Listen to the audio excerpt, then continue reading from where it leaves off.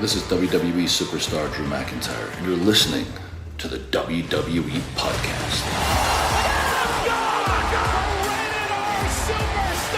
The champ is the one that everybody wants, me. It's going to WrestleMania. Claymore! Austin 316 says I just whipped your ass. This is my iron. You're gonna acknowledge me. Good evening everybody, guys and girls, and welcome to this special edition SmackDown review with me, Michael Twentyman, and you may know me in the Discord and occasionally not that as much anymore from the mailbag as the Grim Reaper. Now, I've been tagged in by Michael Ritter to cover this review as he's attended SmackDown this week, which is in the American Airlines Center in Dallas, Texas, and got to thank DJ Kuzmo for giving the location breakdown. And yeah, I hope you had a fantastic time, Mr. Ritter, and more importantly that the wee man enjoyed himself as well.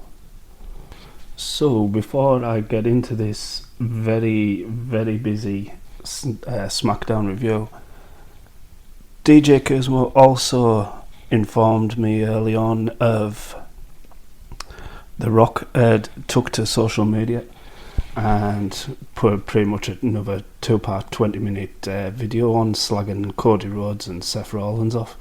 If you haven't seen it, that's worth a look going in. He does a lot of repeating what he said last week about the crowd in Phoenix. And he's referring to Cody as a chicken shit goof. I think the best bit though is where he calls out his dog again. I think he calls him the goofy ass dog Pharaoh, and he points out to the distance and goes, "Off you can," and then drops a massive F-bomb. Finishes it off really dropping a load of massive F-bombs to Cody's story, which good setup for before SmackDown. What was interesting as well, he called out Seth Rollins for when Raw went off air. He grabbed hold of the mic apparently and started, saying what he really thought about The Rock when the cameras weren't on. So that's interesting that he's saying once you go off the air and the cameras can't broadcast you. With the way that this episode finished, it'll be interesting to actually see what happens. So the show starts with video recaps of last week's episode, and then the show The Rock entering in a big old dirty brown Ford Wrangler, gets out, is all cowboyed up, got Cowboy Rock for the entrance, and then you see a load of security coming up behind him, and same with the tribal chief and the wise man. In the normal gear. Shows you them entering, and then Cody turns up and he's all smiles in his suit and his pearly whites flashing, and then he bumps into Seth Rollins. I'm sorry, but one of my old aunties years ago when I was a kid had sunglasses like that, the ones that he's got on. She was like a really old woman, and I just can't take him serious wearing them, but that's what he does. He also had like a duvet, like a sleeping bag on, just in case he wanted to stay the night. But Cody smiles, soon turned to frowns when he bumped into Nick Aldis and another load of security guards to escort him in. Then we get Logan Paul in the ring. He's giving out a promo, the usual heel promo, slagging off Dallas as usual, and then he unveils that he's got an announcement to make, and they pull out a massive decal of a stupid looking Prime bottle in the middle of the ring, and he's announced that for the first time ever Prime have gone into sponsor with the WWE to sponsor the rings for pay-per-views starting from WrestleMania.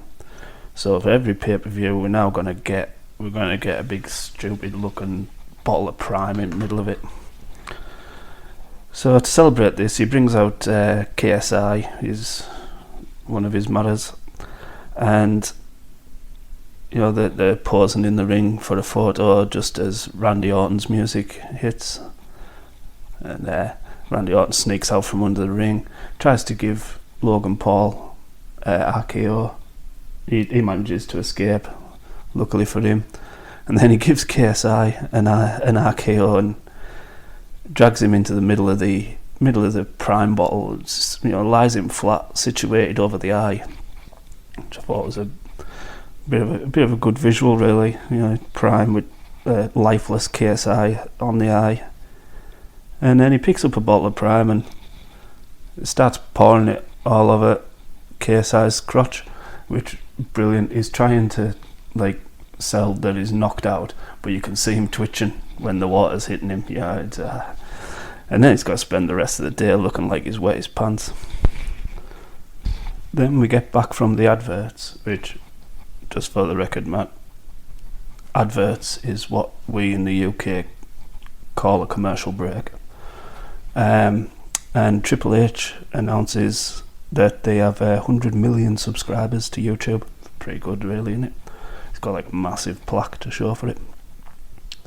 Then we get into Randy Orton KO versus Waller and Fury.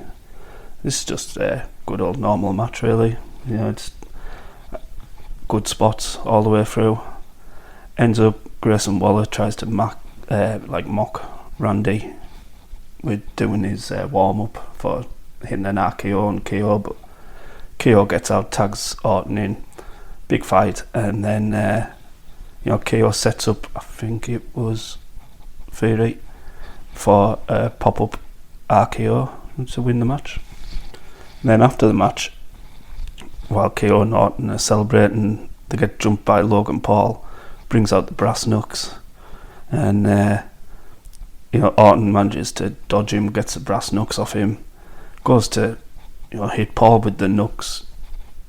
Paul legs it, he just missed. This is what I found interesting, was he just missed KO, stopped himself, and then he took the knucks off, gave him a fist bump and a big smile. Now, this is not what you're used to seeing from Orton. You've seen it a bit with Riddle when he was warming to him, but I don't know, there's something going on with Randy at the minute. He's looking a bit too jolly. But then he gets the brass knucks and he drops them down his kegs. Another reference for you. In the UK, we call kegs underpants that men wear. So drops not the tights or the pants, like the underpants ones. I call them kegs. So he drops the brass knucks in his kegs. Now, is this going to be a story where Logan Paul is trying to retrieve his brass knucks from Randy Orton? I hope it is, but he needs to keep them somewhere else, because you can't be keeping them down by your Johnson. Then, after the next lot of adverts, commercial break, we get a progressive match flow of Bayley and Damage Control story, and shows all the way through the betrayal and everything from Dakota Kai. And then you get a backstage interview with Kayla Braxton and Bayley, and she's basically just going on about how she's going to overcome this and everything. But then they did this a few times as well. The cut to when there was interviews going on, the cut to somebody else watching it on a TV. So the cut to Naomi, who was watching it on TV, and she's feeling sorry for Bayley, and Bianca Belair comes up and asks why she's feeling sorry for Bayley, and basically informed Naomi of what Bayley was like when she was not in the company. Now, is this going to be Bayley's backup when it comes to it? She needs someone to help her, really. Thought it was going to be Dakota Kai, but she turned. So yeah, is that person going to be Naomi? Next up, we get Lashley versus Karrion Kross on a one-on-one, and they made it noted that it was one-on-one, no Final Testament, no Street Profits present, which obviously means that one of them is going to interfere near the end of the match. And good match. as usual. I did notice actually Karrion Kross got a new entrance. I don't know whether he's had that for a bit and I just haven't noticed it until tonight. But yeah, he's got instead of the one with Scarlett in the ring and then he just like appears Raw, and he sort of went for a I'll hang round and Raw on the side of the apron sort of entrance, which I liked it. I liked the other one better, I think. But yeah, this is all going on to Scarlett's there to obviously interfere, so it's not one-on-one. She blocks Lashley from hitting Cross off the post, and Cross turns it over, smashes Lashley off the post. But then, just as Lashley is setting up for the spear on Cross, the AOP obviously interfere, start attacking Lashley. Street Profits run down. All hell's breaking loose. There's bodies flying absolutely everywhere. Scarlett jumps in the ring to sort of, just as Lashley's going for the Hurt Locker, which we haven't seen for a bit, I don't think. I can't remember the last time I seen Lashley get somebody in a good Hurt Locker. Scarlett stops him, and then just as Lashley's like, oh, here we go. B-Fab turns up behind, slaps Scarlett, she runs off, levels the playing field. Lashley gets Cross into the Hurt Locker, and but then the AOP just start to beat down Street Profits and Lashley. Cross gives Lashley a final prayer, and that's it. They'll leave them all just lying in the ring and around it. Then we get a backstage promo with Dragon Lee and Legado El Fantasma, and Dragon Lee's there with his mask on and his Rey Mysterio shirt on, and they're mocking him, basically saying that Rey Mysterio isn't the future, they're the future, and I think this sets up a match later on with Dragon Lee versus Angel. Can't remember his surname, but yeah. So before that, we then get Tiffy time with Tiffy Stratton and Michin. This is a alright match. A little bit of a squash again for Tiffany Stratton. But yeah, that prettiest moonsault ever. It's she fell off the rope attempting this, but she still made it look fantastic. Like, it really is a very pretty moonsault.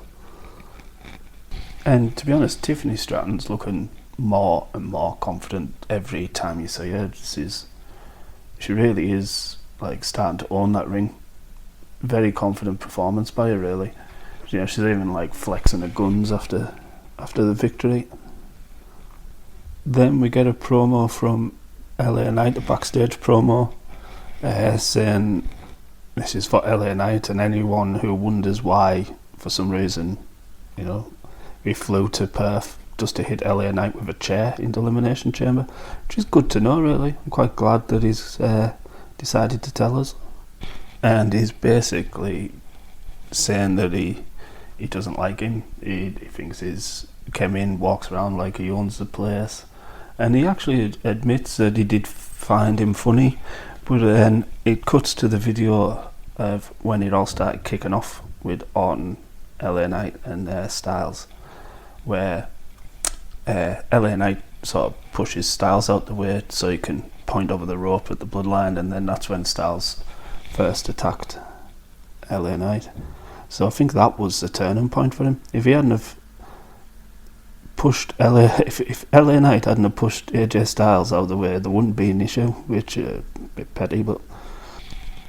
And he basically calls LA Knight, says that he's overachieving, under-talented loudmouth in desperate need of attention, and that AJ Styles is the phenomenal choice for the job to take him down. And then it cuts, again, this was saying before, it cuts to LA Knight sitting watching that promo on a TV, and LA Knight decides to take a practice swing with the chair on the TV and just smashes the TV up. Now, what I did actually like about this, and it's the attention to detail, which a lot of things, not just in wrestling, a lot of shows thing is it had the wires in. It had the wires in like as if it was actually connected up to something, not just a power supply. It had, usually like when you see folk with guitars, they're not even plugged in. So having the wires in there, I think actually helped. When he threw the telly on the floor, you can see the wires all lying about as well, and then he starts beating the telly with a chair. We then do get the match of Angel versus Dragon Lee, and yeah, I thought he had a surname, but he actually doesn't. I actually wrote down in my notes that he hasn't got a surname anymore. So he did have a surname, but I can't remember what it was. I think it was Angel Garcia or something, maybe. Anyways, but no, this is a good match. Starts off Dragon Lee getting absolutely destroyed with, and then when he comes back, Dragon Lee's, makes a comeback and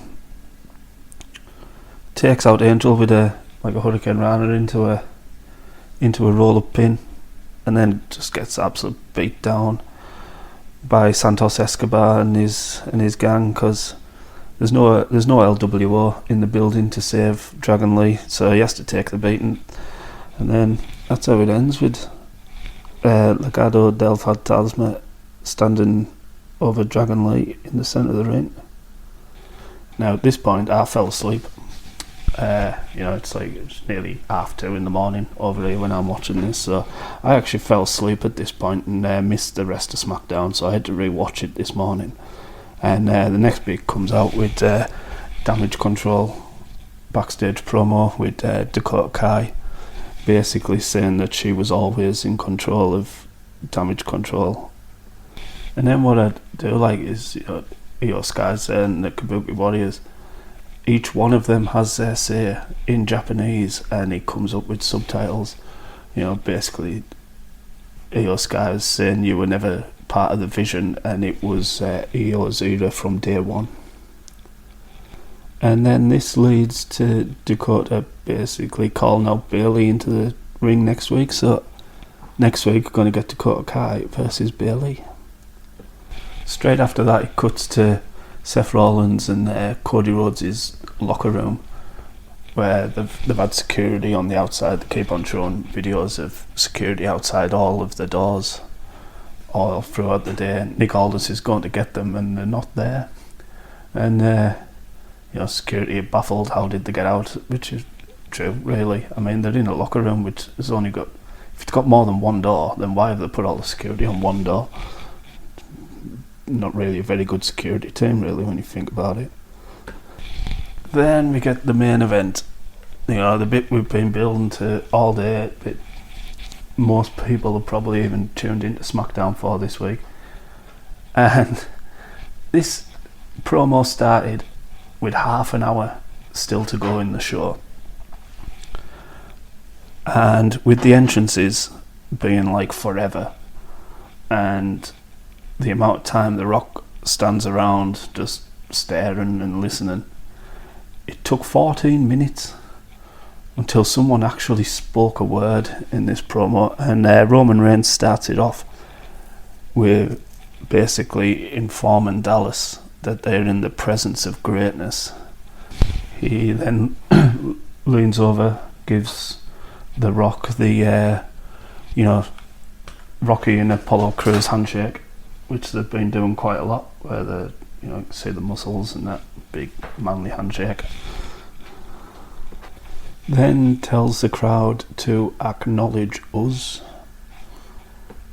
And while, they've all got the fingers in the air, taking acknowledgement, lights go down, Cody Rhodes' music's hit, and Cody Rhodes and Seth Rollins start coming through the crowd, all Shield style. And Seth Rollins had something taped over his face, bit of tape over his face, something written on it. I couldn't really see what it was, but he ripped it off. And whoever was stood with that sign right where Seth Rollins was stood, I don't know if anyone noticed, there's like a dude stood right next to him with a sign that says Roman Reigns hits like a vegan. I thought that was quite funny. We come back from the adverts and the ring's cleared and Seth and Cody are in the ring, doing the stare down, letting the crowd decide, and they all start chanting Seth Rollins' song. And then once everything settles down, Cody takes a mic and being all political instead of getting straight into the promo, suggests that he feels very lucky for being in this ring and that all four of them should just take a moment to appreciate Dallas, Texas. Then after the Cody chants die down, he politically asks The Rock, does he have the authority to make this type of match with the stipulations that he proposes, because as he points out, the week before he acknowledged Roman Reigns as his tribal chief. And then Cody starts to give the answer and he goes, you want your answer, and then he just gets rudely interrupted by The Rock with a, hey, you shut your mouth, boy. Then he points to Seth Rollins and calls him, you walking clown show, you shut your mouth before you even start talking. Brilliant. And he informs Cody Rhodes that before he does something stupid and accepts this match in front of the whole world, he's going to drop some gospel on his candy ass. The Rock then goes to inform Cody that the reason why he acknowledges him as the tribal chief is because his family, and that's what family does. Which I can understand. I'm from a big family. I'm half Italian, very family orientated. I'm if you look at it, my terms of family, I'm second in line. There's only my uncle that's older than us. So,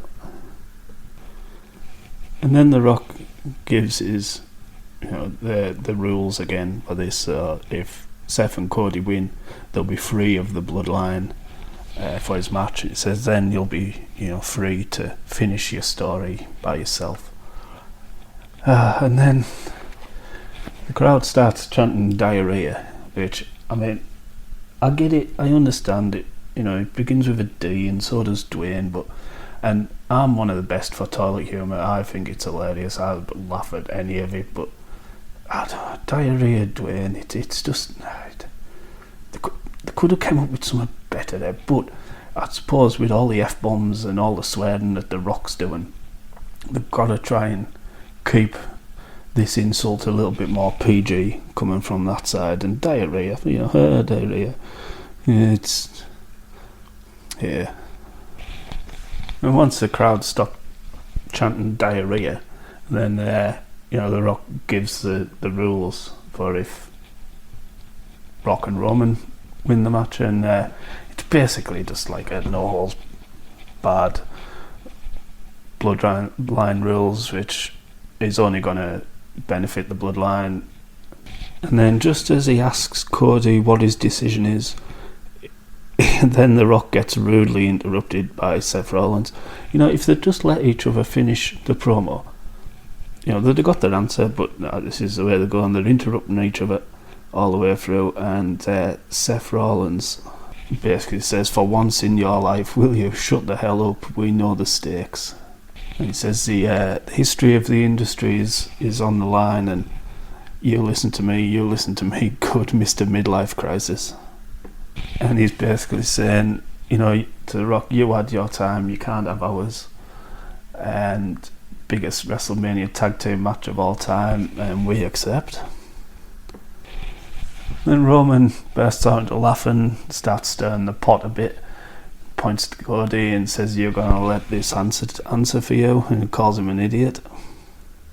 And gets the first dig in at the crowd in this promo and says, you must be from Texas or something. And then he says to Cody, basically, when I beat you at WrestleMania, that's it. You're done. You've had your chance. Your story's over. It's done for you now. The Rock then reminds Cody and Seth that he will do everything in his power to make sure that Cody loses at WrestleMania, and that Seth's title goes away because he is on the board of TKO, who owns WWE, which makes him Seth's boss and makes him Cody's boss. He again then, says that if he loses this, that's it. He's never getting another chance at the title, and he's got no chance because him and Roman are family. The grandparents are looking down on them, and he goes, even your dad's looking down on you, and goes on about his brothers, and then goes on about how he's the youngest brother, and there's 20 years between him and the next brother, and basically calls Cody Rhodes a mistake. And everyone goes crazy. Seth's sort of pulling at Cody, Rock saying let him go, the face to face. Cody looks like he's just about to say something and slaps the Rock right across the face. Hey, loads of commotion, loads of cheering. The camera's only on Rock and Roman, and then he goes off. What happened? Like I was saying earlier, with the video that The Rock had put out, he thinged to the fact that Seth Rollins had ran his mouth after the cameras had went off when no one could see what he was saying. So it'd be interesting to see from Mr. Ritter what actually happened. And thank you guys, that has been it for me. It's a little bit shorter than normal, but it was a bit of a short notice thing this. It was only yesterday that Mike sent us a message, asked us if I would cover it for him. If you want to catch me more, I'm over on the Football Function. I cover the international NFL games for Mike over at the Football Function. It's called the International Reefer Report, and I also now at the minute I'm doing a weekly series of NFL rivalries called Reefer's Rivalries, and this week's episode coming up is going to be the Patriots versus the Jets. So if you're interested in any of that, head over to the Football Function, and it's all there. Mike's breaking down all the salary caps and potential trades and potential drafts of every division at the minute during the off season. You've got cousin Mike with the college football, which is amazing. The knowledge that dude has on college football is second to none. I didn't really know that much about college football until I started listening to cousin Mike. It really is very good at what he does. So with that being said, I'd like to give a shout out to all the dudes in the Discord. I think you know yous are. It's always fun chatting to yous until I fall asleep. So that's it from me, Mike Twentyman. I am not gonna steal Mike's outro like I stole his intro, but so from me, everybody, stay fly. Thanks for listening to the WWE Podcast. Don't forget to subscribe on your favorite podcast app so you don't miss a show, or head to WWEpodcast.com. And for all of these shows ad-free, head over to patreon.com/WWE Podcast. Until then, we'll see you next time.